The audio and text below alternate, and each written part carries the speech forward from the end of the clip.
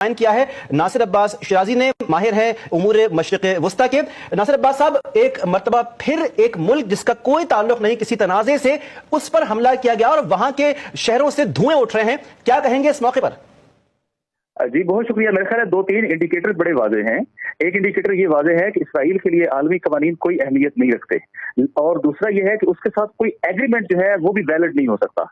आलमी कवानीन इसलिए कि उसने जेनोसाइड किया गजा के अंदर, उसने तमाम कंट्रीज जो नेबरिंग कंट्रीज हैं, जैसा कि चंद सालों के अंदर, बल्कि 2 साल के अंदर तकरीबन 6 इस्लामिक ममालिक की सॉवरेनिटी को पामाल किया है, और कोई उसकी अकाउंटेबिलिटी नहीं है। उसके खिलाफ जो है वो इंटरनेशनल कोर्ट ऑफ जस्टिस में केसेस हैं, कोई उसकी बात नहीं सुनता और कोई उसके मुकाबले में स्टैंड नहीं लेता। यानी उसको अनकंडीशनल जो है वो सपोर्ट अमेरिका की हासिल है। दूसरे नंबर पर यह है कि जो नेगोशिएटर्स होते हैं ना, ये पूरी दुनिया में मुहतरम होते हैं। ये बदतरीन दुश्मनों के लिए भी जब नेगोशिएटर्स, ये मुज़ाकरातकार होते हैं ना, वो एम्बेसडर्स की हैसियत रखते हैं। उनके ऊपर जो है वो इस सारे जो पीस प्रोसेस था उसको नेगोशिएट कर रहे थे, इनको जो है वो निशाना बनाया गया है।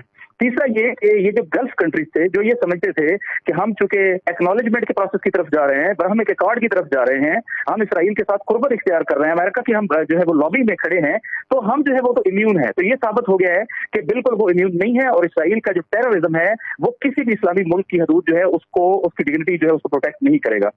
फिर एक और अहम बात यह है कि एक नया फिनोमेना, यानी ईरान ने प्रूव किया कि ईरान के अंदर जब इसराइल ने इस्माइल हानिया को शहीद किया तो ईरान ने बड़ा मैसिव रिटेलिएशन की थी और डायरेक्टली इसराइल के ऊपर हमले किए थे। तो अब क्वेश्चन ये होगा कि आपने अमेरिकी अड्डे यहाँ पर किस लिए बनाए हुए हैं? सबसे बड़ा रीजनल जो अड्डा है अमेरिका का, अल उदैद एयरबेस, जो सेंटकॉम का हेडक्वार्टर है, वो तो कतर के अंदर है, और वहां पर होते हुए ये हमला, जैसा कि ईरान ने हमला किया था, वो तो अमेरिकन अड्डे के ऊपर किया था।